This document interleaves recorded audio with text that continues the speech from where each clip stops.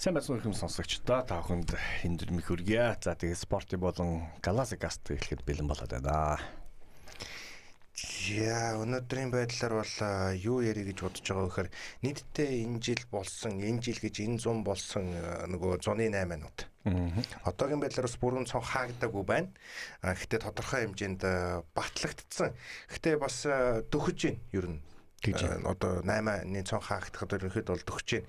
Тэгээд ер нь Премьер Лигийн одоо энэ зуны анхаарал татсан трансферуудыг нэгтгэхэд ингээд товч бөгөөд тодорхой тайлбарлаад тэгээ нэг юм базаад хүргэчихье гэж бодож байна. За угаасаа өсөхийн дараалалаар эхлээд өсгөр Арсенал эхэлж байгаа. За Бруно Гимареш хагас хамгаалагч Ньюкаслаар 87.5 сая еврогоор. За ерөнхийдөө дундын шугамд бол иж бүрэн чадвартай хагас хамгаалагчаар хүч нэмж. За Бруно хүртэл маш өргөн одоо царгааны ур чадвартай бөгөөд одоогийн багийн бүтэцдэх Зубименди, Деклан Райс нарын үүргийг гүйцэтгэх эсвэл тэдний ачааллыг хуваалцах боломжтой гэж харж байна. За онцлог факт гэх юм бол түүнд баг дотор одоо Леонид Хаан гэх хоч өгсөн. Одоо нэг Спарта 300 дээр гардаг. Тий. Хоч өгсөн бөгөөд энэ зөвхөн одоо грек гарал үүсэлтэйж холбоотой биш. Биеийн асар өндөр бэлтгэлжилттэй холбоотой. Тэгээд өнгөрсөн үйлрэл стандарт цохилтоос 52 боломж үүсгэсэн нь за Арсеналын хувьд бол ямар ч тоглолтын үзүүлэлтээс бол өөрөө өндөр байна. За үүнээс гадна шинээр Христос Цолис гэж одоо Брюгегээс нэг грек тоглогч авсан байгаа 40 сая еврогоор. За Леандро Троссар явсантай холбоотойгоор 100 жигүүрийн довтлохыг дэмжихээр ерөөд бол ирсэн. За Цолисийн хувьд бол Бельгийн лигт 36 тоглолтод 40 голын оролцоо. За голын оролцоо гэдэг нь 40 гол оруулсан биш, гол дээр нэмдэг нь одоо ассист гэж авч үзэж байгаа. За тэгээ оролцоо гүйцэтгэж багийнхаа гол зэвсэг байсан. Түүний ирэлт Арсеналын бас довтлохооны өрсөлдөөнийг бас эрс нэмэгдүүлж байна. За үүнтэй холбоотойгоор бас Мартинеллигийн явах уугүй юу гэсэн шийдвэр бас тодорхой хэмжээнд яригадаад эхэлчихжээ. За Манчестер Ситигийн хувьд бол Элиот Андерсон гэж хагас хамгаалагч. За сая Английн шгшээдэр бол тоглож ирсэн. Nottingham Forest-оос за энэ жилийн баг хамгийн үнэтэй 8 байна уугүй юу? 135 сая еврогоор. Тий, одоогор бол баг хамгийн үнэтэй л тийм ээ. Тий, энэ зундаа бол Английн Премьер Лигийн хамгийн олон талтад за тулгуурын хагас хамгаалагчдын нэг. За одоо энэ ирж байгаа энэ нөхөр ирсэнтэй холбоотойгоор нөгөө ямар зүйл яригдж байгаа вэ гэхээр нөгөө Родриг орлох тэгж байгаа. Одоо энэ даалгавар ноогдчихж магадгүй гэж харж байгаа. За тоглолтыг найруулан жолоодох боломжтой ч за гол нь нөгөө Nottingham Forest бас топ клуб мөн үү? За яг хөө түүхэндээ аваад үзэх юм бол аваргуудын лигтэй. Одоо хоёр аваргуудын лигтэй клуб шүү дээ Nottingham Forest. Юу лээ тэр кино чинь нөгөө Английн дасгалжуулагчтай Nottingham Forest дээр очиж хоёр удаа аваргуудын лиг төрүүлдэг. Эхлээд Derby County-гийн дасгалжуулагч байжгаад тэгээд Manchester United-тай тоглолдог чөлөөтэй тэр дээр үед. За стил хаахгүй байна. За тэр их гоё киногоо одоо яг энэ Nottingham Forest-ийн яг эд үеийн дасгалжуулж исэн дасгалжуулагчийн талаар гаргасан кино. Тэгээд нөгөө яг дасгалжуулагч гэж нэг хүн тэгээ тэрний хажууд байгаа одоо тэр нөгөө туслах дасгалжуулагч ассистансууд бол ямар үүрэгтэй вэ гэдгийг бас их гоё харуулсан кино байдаг л да. Тэр нэрийг бас мартчихж бас дээрээс нь дасгалжуулагчийн нэрийг марчиж уул нь түүхэн хүн байгаа. Тэгээд тэр киног үзэж байгаад би нөгөө багадаа үзэж ирсэн болж таарад нөгөө Harry Potter тэр нэг холгон болоод идэг нэг сонин жүжигч юм байдаг шүү дээ. Тэр болоод ирэнгүүт нөгөө туслах дасгалжуулагчаар нь одоо тэр кинон дээр гарч ирдээ. Тэгээ багтаа үзчихсэн бол энэ одоо Harry Potter-ийн нөхөр энэ яг юу хийж яаж байгаа гэж нөхөй таарж тэгээ шүү дээ. За дараагийн бас нэг солилцоо 8 дээр юу гэвэл Ливерпул худалдаж авсан байна. За Виктор Мунсиг тийм ээ. Вингер байр дээр байдаг тийм ээ. Асуунаас 40 сая еврогоор одоо шулуун чиглийн тоглолтоо дриблинг сайтай за прессинг хийх чадвартай вингер байгаа. Өнгөрсөн үлрэлт Ла Лигт одоо дриблингээрээ Ямал, Винисиус, Мбаппе нарын араас 4-т бас чагсан байна. Зүүн жигүүрийг одоо хүчтэй болгох ирээдүйн шилжилт гэж ярьж байгаа. Ливерпулийн хувьд чи одоо яг нөгөө жинхэнэ эд нөгөө гурал байсан шүү дээ. Тий. Тэр үе бол яг ингээд энэ жилээр баг дууслаа гэж харж байна. Манай Ферминьо Салаа 3 гэхээр тэгж аа. Одоо нөгөө энэ салаал ганцаар үлдсэн байсан. Одоо тэгээ салаа яваад ингээд яг тэр 90 үеийн өнгөрөөд одоо дараачийн одоо багийн бүрэлдэхүүнүүд нь ерөөхдөө бол бий болж байна гэж харж байгаа. Тэгээ үргэлжлүүлэн бас Рональд Араухог бас төвийн хамгаалж байгаа тийм ээ. Би гайхсан. Барселоногоос бас зээлэр авч байгаа юм. Тэгээ бас мэдээж худалдаа авах одоо тийм юу та нөхцөлтэй байгаа. Тий Ибрагим Канатаг алдсан байгаа. За тэгээ бусад хамгаалагчд бэлтгэлтэй одоо бэлтгэлтэй байгаа болохоор Ливерпулийн одоо аргын бүсийг бас хамгаалах нэг бас шаардлагатай байна.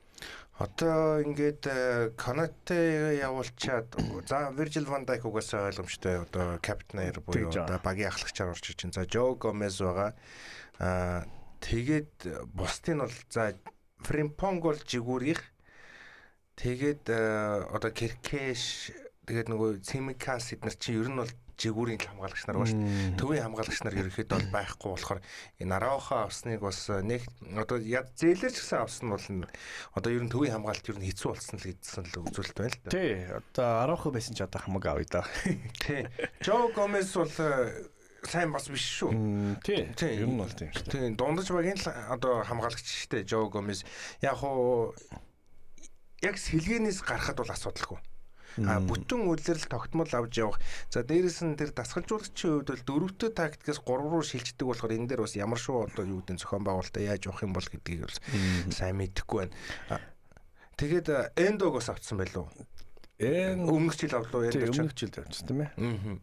За тэгээд Манчестер Юнайтед маань одоо Юри одоо Телемансыг бас авсан байгаа. Астон Виллагаас 41 сая евро. Одоо байрлалын хувьд бол одоо довтлогоо хийх шахалт одоо сайн хийдэг тийм ээ.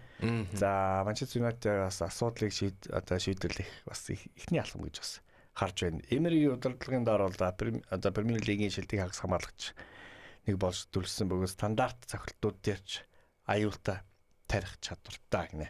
За тэгэхээр одоо Бруногийн яг доор нь тоглох байхаа гэж бас харагдчихлаа тийм ээ. Бруно бараг зэрэгцээд ч юм уу нэг шугам дээр тоглох боломжтой юм байна. Тэгээ хоорондоо стандартаас булаацлаад яах юм бол манай юу л яах байх л та. Телемас арагшаагаал яг цэвэрлэгээний биш гэхдээ яг нэг үндсэн нэг 8-ын юу ба штэ. Тэг яг 8 дээр л явах. Тэг 8 дээр л зогсох болов гэж харж байна. Тэгээ араас нь бас Андре Сантос Челсигээс 56 сая евро авсан байна. За мэдээж Касемирог одоо ингээд явж байгаа болохоор Касемирогийн орон зайг бас нөхөх тийм ээ. За хамгаалалт тал руугаа бас чиглэсэн 22 настай Бразил залуу байгаа. Түүний эрэлт бол Майкл Керригийн хагас хамгаалтын бүтцтэй олон төрлийн тактик ашиглах боломжийг бас олгож байгаа гэж мэрэгчлэнт бол харж байгаа. Би анх Юри Телемансыг Манчестер Юнайтед руу явуулаа гингүүт нь ер нь харж байгаа тоглогч үсттэй гэж би бодож байсан. Тий, би ч бас тэгж харсан. Тэгсэн чинь дөнгөж 30 таа юм байл шүү дээ. Харин тийм. Тэгэхээр хагас хамгаалтан дээр 30 таа гэхэр чинь нэг 4 жил бол байгаа байхгүй. Өстой минимумдаа 4 жил байгаа шүү дээ. Касемиро чинь 34-т хүртэл ингээд одоо явуулсан чинь. Дээрээс нь Касемиро, Юри Телеманс хоёрын тоглолтын байдлыг аваад үзэх юм бол арай өөр. Телеманс чи илүү тийм одоо юу гэдэг нөгөө сууж таклтаад ч юм уу бөмбөг одоо таслаад ах гэхээсээ илүүтэйгээр тоглолтын найруулга гэхдээ бүр нөгөө гүний найруулгыг бол айгүй гоё хийдэг тоглогч байгаа. Лестерээс гарч ирж исэн гэж санагдаад байна. Харин бас надад ч Лестерээс гэж санагдаад байна. Ямар ч байсан ийм pre-pass-ыг бол pre-assist-ыг бол ер нь бол айгүй сайн хийдэг. За довтлоог эхлүүлэх бас чадвартай. Тийм байгаа. За хэрэг Касемиро бол илүү нөгөө довтлогоондоо сөрсөн. За тэгээд гол хийхийг одоо хичээдэг байсан бол за Телеманс бол ер нь бол илүү гол хийхээс биш яг тэр голын боломжийг олгох тийм одоо хагас хамгаалагч гэж харж байгаа шүү. 19 онд Лестерс юу яасан юм байна? Тийм баг. Хойш тоглосон юм байна. 19-оос 23 онд Лестер, 23-оос 26 онд Астон Вилла, тэгээд ингээд 26 оноос ингээд Манчестер Юнайтед гэж явж байгаа. Монакод гарч ирж яхад нь ерөөхдөө бол харж исэн. Одоо ч 29 настай байна л дээ 7 хоног. Тэгэхээр ерөнхийдөө залуудаа бас формо олцсон тоглогч байна шүү дээ. Тийм ээ тий. Тэгээд энэ тогтмол тоглосон хамгийн гоё. Астон Вилла ч наадхан жил бол ер нь бол галз урсан шүү дээ. Астон Вилла ч одоо тэгээд Евролигийн авраг олчлоо. Тэглээ. Ер нь ерөнхийдөө бас нэлээ одоо юу гэдэг Америкийн удирдлагын дор яг нэг юм дундаж хэмжээний багш шиг л байсан л та. Тэгээд дундаж хэмжээний багш шиг байж яснаа одоо Эмери хизэнээс ер нь тэр хугарлын үеийг эхэлж байгаа гэхээр Стивен Жерардыг юуны дасгалжуулагч болж байхад Астон Виллагийн дасгалжуулагч болж байхад дундаж хэмжээний багаас ерөөхдөө нэг юм топ 8 руугаа үздэг. Тэр чинь ядаж нэг конференц лигийнхаа хэмжээнд очих ус хэмжээний одоо баг болж хувираад за Рейнжерсээс Астон Вилла руу Стивен Жерард дасгалжуулагчаар очдог санагдаж байна. За тэгээд араас нь Астон Вилла дээр Унай Эмери Вилареалээс хурж ирснээрээ одоогийн Астон Виллагийн суурь тавьж байгаа. За тэр үед анх ирдэг жилдээ бүр Филиппо Каучини эднэрийг авч ирсэн санагдаад байна. Тэгж яах шүү. Тийм. Каучини эднэрийг тоглуулж ирсэн гэж санагдаж байна. За тэгээд ер нь бол бас л толгойн өвчин болчлоо шүү дээ Астон Вилла. Тэгж. 2013 байна уу 14 байна уу эсвэл 15 ч байна. За яажсэн тэр 13-аас 15 оны хавцаа би нөгөө юу үзэж ирсэн. FA Cup-ын финалыг үзэж ирсэн. Одоо энэ юуны тэнд Хуучин их гоё амьд төгжмийн газар байдаг байлаа шүү. Гандан Music Live House гэж. Гандан view. Тийм, Гандан view гэж байгаа. Гоё газар байдаг байлаа шүү. Тийм шүү дээ. Тэнд манай одоо FA Cup-ын финалаа Aston Villa-тай тоглож ирсэн. Тэгэхэд бол бүгдээрээ ингэж жоок болгож ярьдаг байсан байхгүй. Манайхан жоохон 50 байгаараа юмыг яаж магаад Aston Villa-гийн фанат хурж ирээд үзэж байгаа юм билүү гэж шоолж инээдэг байсан үе байсан тэр үед. Одоо л Астон Виллаг дэмждэг одоо юу гэдэг Монголоос нэг хүн гараад ирчихсэн байхыг бол үгүйсэхгүй шүү дээ. Тийм үгүйсэхгүй шүү дээ. Манчестер Ситигийнхээ олуулаа байгаа юм чи ягаад байж болохгүй ш. Лестерийн фанатууд ч биш шүү дээ. Тийм одоо Астон Виллагийн тэр хоёрын одоо хүчин дэмжин нэг газар сууж л байгаа л үү. Тийм. Гэхдээ байж болно шүү дээ. Ягаад байж болохгүй гэж. Санаа яг ингэж нэг өөр багууд гэж ярьсан дээр Эвертоны фанатууд Монголд байдیں۔ Бага. Норвичийн бүр яг нэг ганц фанат байдیں۔ Тэгээд Ньюкаслийнхан бас их олуулаа. Ньюкасл яг нэг киноноос ахуулаад. Тийм байх. Тийм байх. Ньюкаслийнхан их олуулаа. Ялангуяа сүүлийн үед бүр олон болсон баг гэж бодож байна. Тийм нөгөө хамгийн их ер нь бол фанатуудаа клуб бол одоо нөгөө Шаолины клуб байгаа шүү дээ. Ричмонд биш шүү. Тийм. Ричмонд юм биш шүү гэж. За тэгээд хоёулын сая нөгөө 135 сая евро гэж бараг хамгийн үнэтэй 8 байхаа гэж бодчихсон. Чинь шууд араас нь Morgan Rogers Астон Виллагаас 138 сая еврогоор одоо техник сайтай за зайны аюултай зогтдог тийм ээ. Хай балансгийн системд маш сайн тохирох боломжтой. За ер нь бол 138 сая еврогоор энэ чи ирсэн байна да. Челсид ирсэн байна. Тэгэхээр бас одоохондоо бол энэ хамгийн өндөр одоо энэ байж магадгүй. Челси угаасаа өндөр бас тэгэл хамаа намайг бол авдаг штэ. Надад бол янз янзын одоо юу сонсогдож илээ. Одоо зүгээр ингээл нэг хөл бөмбөг сонирхож ярьдаг улсуудтай ингээл хоорондоо бид нар ингээл хөл бөмбөг угаасаа нэг мэтгэл одоо тэр сэдвүүг орцсон байдаг штэ ярьж явж байгаад. Тэгэнгүүт шинэ одоо эзэн болох Тед гэлөө юу илээ Жо Бойлич лөө одоо тэр Америкийн одоо тэр нэг хөнгөтөн байгаа штэ. Тэр хүн болоод тэрнгүүд одоо жишээлбэл өмнөх эзэн Абрамович өөрөө нөгөө хөл бөмбөг дуртай тэгээ тэр нөгөө Челси гэдэг клубтэй хайртай гэдэг утгаараа яг тэр нөгөө Челсигийнхний яг тэр нөгөө амьдардаг Лондонгийн тэр хэсэгт бол нэр хүнд аюу өндөртэй байдаг тийм штэ. Бүр үнэхээр баг ингээд дахин шүтгдсэн Челсигийн фанатуудын дунд ч гэсэн бүр ингээд гэр бүлийн нэг гишүүн болтол нь Абрамович ингээд өөрийнхөө heritage-ийг үлдээсэн байгаа байхгүй юу? Яалчгүй тэгээд бас топ клуб болохын тулд нэлээ хөв нэмэрл за тэгээ санхүү юу гэдэг тийм ээ цаг хугацаа хөлсөө бас гаргасан тийм хүн байгаа шүү дээ. Яалчгүй тэгээд тухайн үед хамгийн шилдэг бүрэлдэхүүнд бол яг Абрамович үеэр л байсан шүү дээ. Тэгээд нэг хийж чаддаггүй зүйл нь стадион барьж чаддаггүй болохоос бусдын бүгдийг нийчлээ шүү дээ. Тий. Харуудын лиг нь авчиж өгсөн. За Премьер лигийн бүр хэд удаа авч өгчээсэн. За тэгээд шилдэг тоглогч, шилдэг довтлогч, шилдэг коуч юу гэдэг бүгднийг нэр нь бол Лондонд очсон баг. Тий. Тэгээд тэр одоо юу гэдэг яг тэр Лондонгийн тэнд амьдарч байгаа хүмүүсийн одоо Абрамович үлдээсэн heritage-ийг энэ нөгөө Америк эзэн юу яхахын тулд өөрөө орлохын тулд болсон болоогүй мөнгө ингэж тэгж явах гэж байгаа. Одоо юунаас Лампардаас хоошоо ингээд аваад үзэн. За Лампард бол их азгүй үед бол дасгалжуулагч хийж ирсэн. Нөгөө яг нөгөө юуны худалдааны бантай байсан үед дасгалжуулагч хийж ирсэн. Тэр үе болж таарж байгаа. За Томас Тухел гээ Томас Тухелээс араас одоо Тухел чи 21 оны аврагуудын лигийн аврагыг авчирч өгч ирсэн санагдаж байна 2 дахь аврагуудын лигийн. За тэгээд ер нь 22 23 оноос хойш ерөөд Абрамович ерөөд ингэж клубээ зараад Тэгээд Америк эзэнтэй болж байгаа. Тэгээд Америк эзэнтэйг болж байгаа тэр үеэс аваад үзэнгүүт за Николас Жаксон, Касейдо, Мудрик, өөр чи хийм бэлээ дээ. Энзо Фернандес энэ тоглогч нар бүр ингээд ер нь бол муугаар хэлгээд дундаж тоглогч нар байхгүй. Тийм шүү дээ. Тухайн үед. Одоо Касейдо бол сүүлдээ сайжирч байгаа баг. Зүгээр ер нь бол эдгээр яг тухайн үед нэг үлрэл ч юм уу нэг хайлталтныг буудаад нэг яадаг шүү дээ. Нэг тэгээ нэг унтарчдаг тийм тоглогч нар байдаг. Яг яалчгүй тэд нар байсан л да. Яг гоёягаас авахуулаад. Яг энд бол юу исэн шүү дээ. Тэгээ Энзо бол яалчгүй тухайд бас амар гоё байсан. Амар нэр авч ирсэн. Тэгээд шууд Энзог бүгдээрээ авах хүсчихсэн. Тэгэхээр тухайд тэгэл боломжтойгоор манай тэр одоо олигарх маань авсан бохоо. Тий.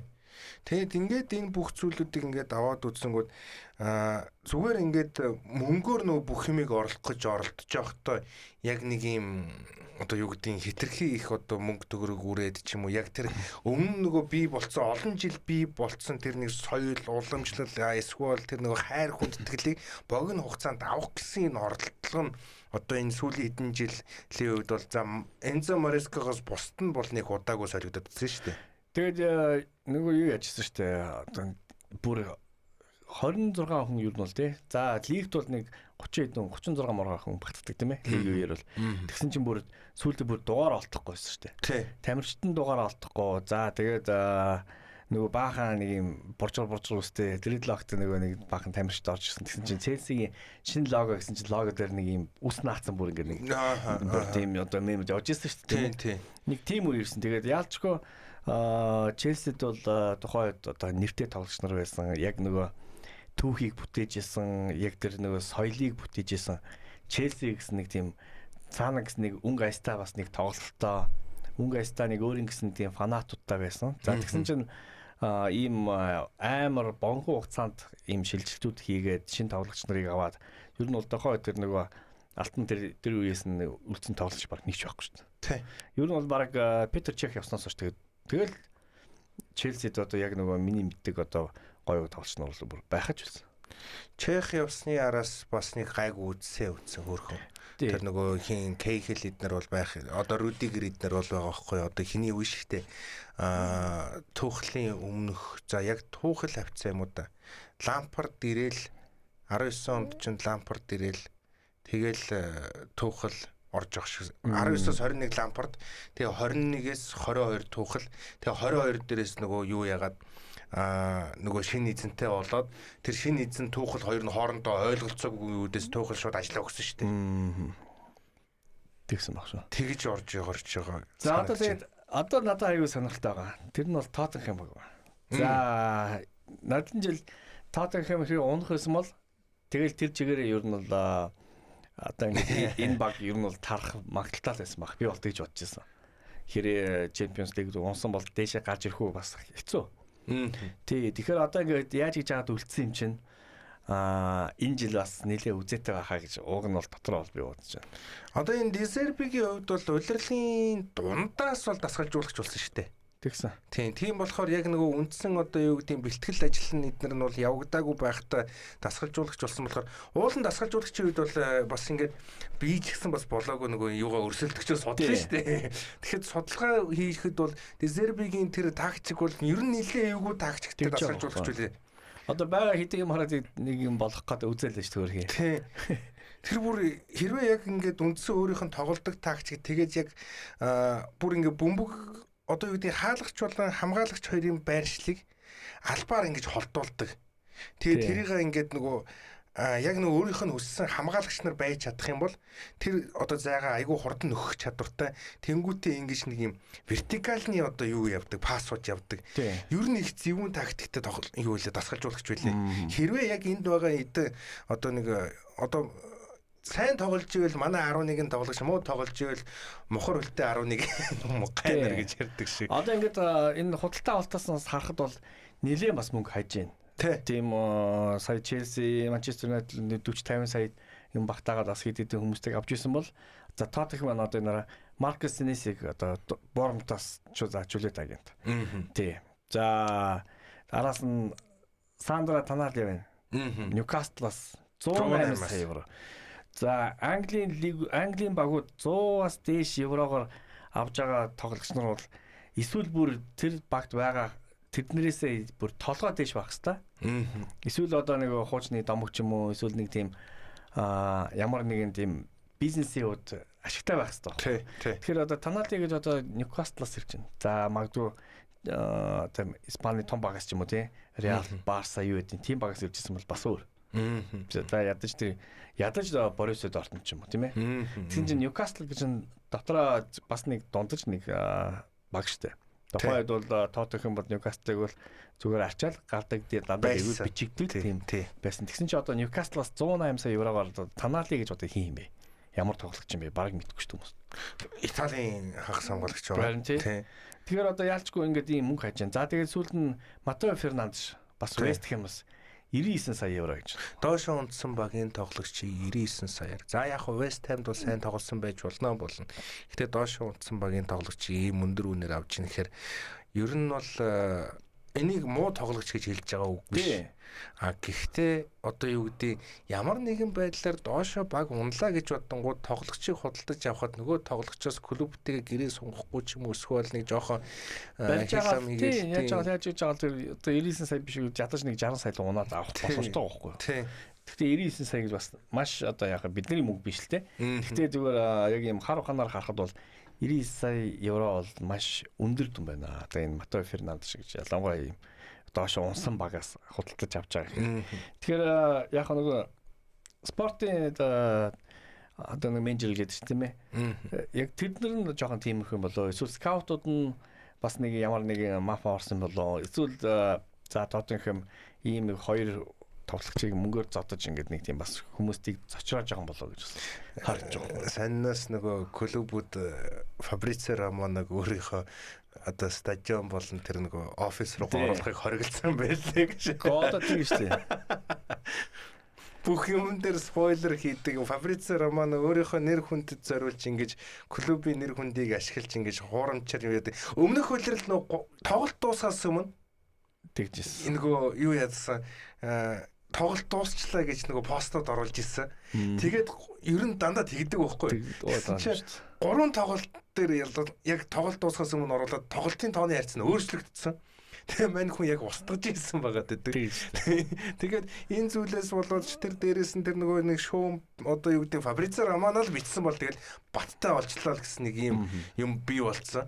Энэ дээр юу яасан чи одоо клубүүд өөрсдөө энэ зүйл дээр ингэж орж ирж гэлж илээ. Тэгэхээр Тоттенхэм бол Фабрицио Романод бол хатгуулсан байхаа гэж би бодож байна гэж байгаа шүү. За тэгээд дараагийн бас маш сонирхолтой Астон. За наадын жил бол үнэхээр гангаар явж байсан. За тэгээд энэ жил бас энэ худалдаа авалт нь маш сонирхолтой байхгүй. За Александр Гарначо. За Челсигээс зээлэр авсан байгаа. За тэгээд Йоан Мазамби тийм ээ. Мазамби бол сая дэлхийн аваргаар бол Швейцарын шигшээ дээр үнэхээр гоё тоглолоо. Тэгээд Жоо Гомес тийм ээ. Жоо Гомес тий. Wolves хөгш. Одоо анаас явсан л да. Анаас явсан. Гэхдээ хиний орон зайг бол маш сайн нөхөн. Юри Тилемансын зайг бол хангалттай одоо яаж байхгүй хааж байхгүй тий. Тэгэхээр одоо ингээд за Унай Мэр бол мэдээж авьяас нэг одоо ийм унсан тоглогч нарыг буцаад сэргийж чаддаг тийм давуу талтай тийм ээ. За тэгээд ер нь бол 5 удаа одоо Европ лигийг авч ирсэн одоо талчуулагч үү те. Европ лигийг чинь нэрээ 5 авсан. 5 л бүр 6 ч авсан. Бүр нэлээд олон санагдаад тах юм. Севиатай ч бараг 5 гэж. Севиатай 5 аваад Астон Вилла 6 авах тийм ээ. Астон Вилла Виллареал ихэр чи 7 болчих. Виллареал. Тийм. Тэр 7. Ер нь бол за Европ лигийг бол одоо зүгээр Унай Эмерид зориулсан лиг гэж ярьдаг тийм ээ. Унай Эмерид зориулж байгаас арга зохион байгуулалт гэж ярьдаг. Тэгэхээр яалчгүй манай он бол нэлээд туршлагатай маш гоё тоглогчтой коучлаа. Энтэй бол ер нь бас жоохон тийм харизмтай. Тий. 5 юм биш шүү. Севиатай 3, тэгээд Виллареалтай 1, тэгээд Астон Виллатай 1 гэдэг нийтдээ 5 удаа. Ямар ч юм нэг 5 тоо байсан ба. Тийм 5. Би Севиатай харин бараг Севиа ч нөгөө дараалаад 3 бохгүй. Тийм дараалаад 3. Тийм. Би нөгөө буцаж ирдэг Севиад буцаж ирчээд нэг авсан гэж санаад байсан чи тэр худлаа байсан байна. Тэгээд яг өөрийнх нь бас нөгөө хувийн карьерийг ингээд аваад үзсэнгүүт PSG-ийн тасгалж их хацтай бас Францын лигийн аварга байгаамаа. Тийм шүү дээ. Тэр яалчгүй нэг тийм байна. Тийм PSG дээр бол ингэж орж ирж ирсэн. Ер нь бол яг нэг одоо л нэг англи хэлнийхээ учрыг олж байгаа болов гэж би бодод байгаа шүү дээ. Тэгж байгаа. Одоо энэ Альмериа, Валенсиа гэл багууд дээр бол давгуу тоглож байсан, дасгалжуулагч байсан үг л байсан. Тэгээд яг Валенсиагаар Спартак руу явдаг. Тэгжсэн. Тий. 10 хэд 12 он. Гэтэ удаагүй шүү дээ. Удаагүй. Цаа чи нэг нийт 8 тойрог явсан баха. Эхний 5 тойрог явчихгүй 5 тойрог төрүүлсэн бохгүй юу? 5 тойрог шууд зэрэг авч ирсэн баг хамгийн анхны дасгалжуулагч болж тийм буу юм болж ирсэн. Тэгсэн чинь араас нэг 3 дараалал унтсан юм аа. Тэгээд шууд гүй эн чинь баг зүгээр айл хэлж яаны хутлаа гэх. Тэгээд явуулсан л та. Тэгээд Спартакийн араас чинь Севиа дээр очиж яг шууд дараалаад хусдаг. Тий. Тэгэхээр манайхан тэгээд галзуулж байгаа. Тэгэхээр энэ нөгөө нэг хэлний барьерийн л асуудал байсан юм болов уу гэж би бодод идэв. За тэгэнгүүтээ Арсеналд бол нэг хэсэг байсан шүү дээ. Жил гаруй байсан. Жил гаруй байхдаа өгтөө гоё тоглож ирсэн. Яаж ч гоо Лаказет, Абамиянгийн 90 үе дээр бол сайн тоглож ирсэн. Гэхдээ бас нөгөө л хэлний асуудал. Good evening гэж орж ирдэ штэ. Тий. Тэгэхээр нэг гэхдээ хажууд нь ямар нэгэн одоо юу гэдгийг орчуулагч байхын үед бол байгаа ч гэсэн дасгалжуулагч юм бас нөө хувийн эмоц гэдэг зүйлийг бас орчуулагч яг бүрэн гаргаж чадахгүй юу гэдэг асуудал. За энэ чинь бол ер нь бол нэлээ олон юм нэг трансферд байгаа. Тэгээд энэ нөгөө нэг энэ Sunderland, Crystal Palace, Everton, Leeds, Nottingham за юу Dispatch эднэрийг бол за ойлгомжтой тэгээд хойдоо дараагийн юмнуудаар нэг хальт маргааш ярьчих واخа. Тий. Хамгийн том мэдээж албан ёсны бүр ингээд зарлагдсан 8 бол Родри Ситиг орхиж Барсад ирлээ гэж. Тий. Бүр тийм одоо албан ёсны юугаар мэдээллийн платформ дээр зарлагдсан байгаа. Манай Романо Фабиц цончонга Реал Мадрид гэж явсан зүйл нь гэнт Барса руу очив. Тий, тэгтээ үнэхээр бас хаяас нэг тиймэрхүү болдог тийм ээ. Гоё штэ. Тэр нь аяас бас содон бохгүй. Хүмүүстийг ингээд нэг анхаарлыг татчихад जैन. За гоё тийм хоорондоо багуудыг ахаад нэг юм хурц олгож जैन. Фанатуудыг хоорондоо хурц олгож जैन тийм ээ. Одоо Мауриньогийн нөгөө талын үсэнд бууралдаж байгаа гэл. Тийм шүү дээ. Тэгээ талбай дээр гарахтаа бүр гоё юм болно шүү дээ. Одоо Барса Реал тоглохдоо тийм ээ. Родри талбай дээр гарч ирээд Реалын бүр зүгээр шүүлдэж яах вэ баяртаа болгоно тийм ээ. Тэг бодоо болгоно дөө энэ дэр бол. За ингээд нэвтрүүлгийн цаг дуусч байна. Хамгийн сонирхолтой гэх юм бол Милкаца 9 секундэд Орсын лигт гол оруулсан байгаа. Тэгээд хамгийн хурдны гол болсон билээ. Маргаашийн цагт иргэд орцгоё.